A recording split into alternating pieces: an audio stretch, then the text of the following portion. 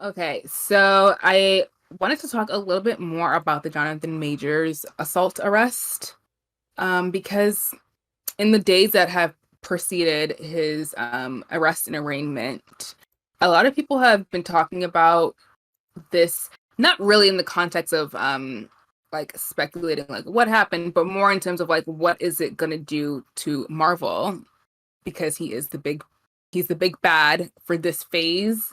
A lot of things have been structured around him specifically. I was having this conversation with my friend, right?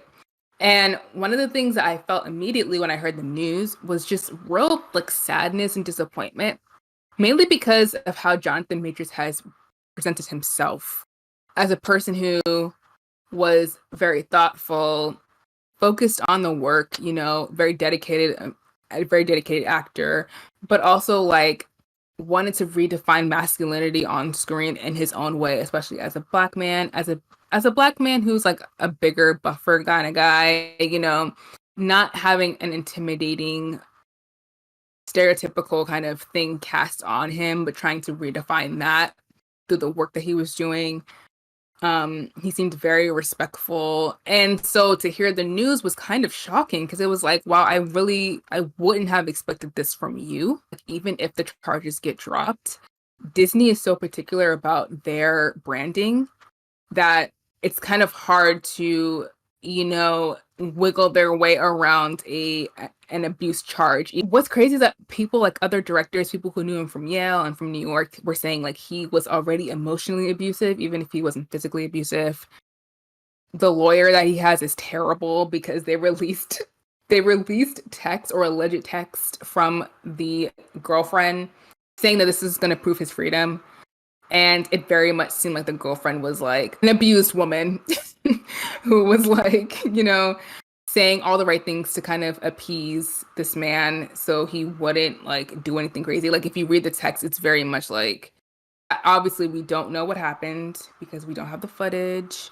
We don't know. But I think whatever strategy the lawyer was trying to do with the text messages, I think it's the exact opposite. Like I don't think that helped him at all. One of my friends is like, I just said I love this man. And then this happened. And I was like, yeah, I know. It's disappointing. Aside from the career things or the career implications that this could have. Before this started, there were a series of tweets pulled up from various people who, like, not naming names, said, "Oh, there's this big actor on the rise who everybody thinks," and like these are from people who've worked on set of PAs in different positions, and they were saying, "Oh, there's this actor on the rise, who people think is a nice guy, but he's actually very abusive on set." And then once this acknowledge this information came out, so a couple people were like tweeted yikes, or some people were like, oh, is this person you're talking about? And the person was like, well, now the cat's out of the bag. I'm two sides of this. One, this is ironic 'cause I think I was having a conversation with somebody about Jonathan Majors, and we were talking about how Nate Jonathan Majors is having the career everybody expected from Nate Parker, who had Yeah. similar issues himself, which is kind of ironic because if you look at the roles they've played, almost damn the same thing. Red Tails, Tuskegee Airmen with Nate Parker. Jonathan Majors does Devotion, naval pilot. Wrong is wrong. Black, white, purple, yellow, red. Wrong is wrong. And his lawyer is really an idiot. Like, how could you read those texts? And the thing is, they didn't release them to like news or whatever. The lawyer was attempting to win in the court of public opinion by sending these texts to TMZ. How could you, of a person with average intelligence, read those texts and these are like these look like they were perfectly constructed paragraphs.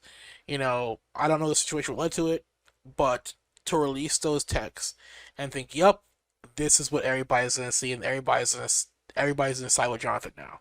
Like, what are you paying your lawyer for? Like Right. I believe that there was a conversation with it, and Jonathan was probably like, "Are you sure?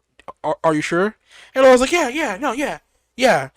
And like, I really think that's one that Jonathan should like have spoken up. Like, yeah, don't do this. It's not a good look. So I feel like, and this is what makes me a little concerned, is that his side feels very confident in the people's love for him, especially because right now his career is booming. That like he's like, yeah, no, don't worry about it. It's not that big of a deal. Like this will go away in like 2 seconds, and I'll put out the text. Like it'll be fine. And it's like, yes, everyone loves me. Of course, this is gonna work out. And it's like, that tactic probably would have worked 10 or so years ago.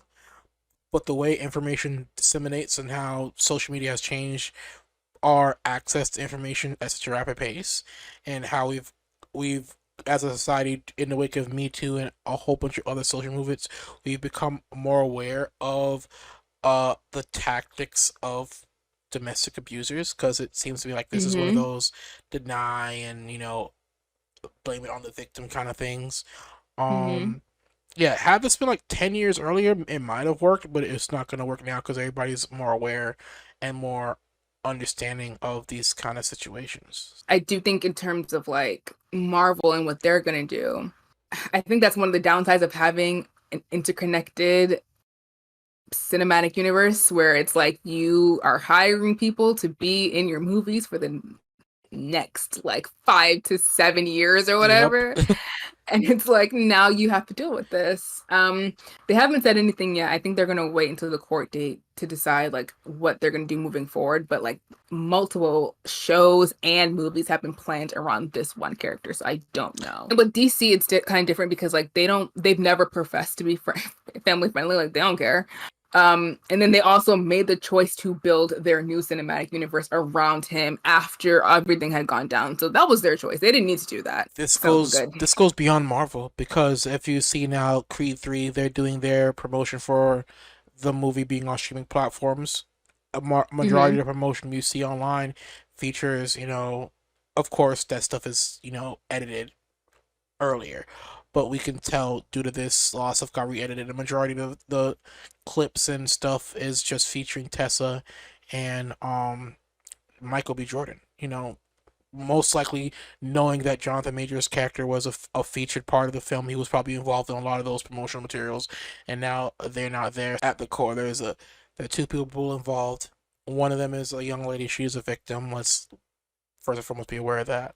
I hope she's okay. Like you said, I hope she I'm gonna use your word, divests from Jonathan Majors entirely and avoids him. I do hope Jonathan Majors learns from this experience, and I hope he goes forth, gets the necessary therapy that he needs to work out his issues.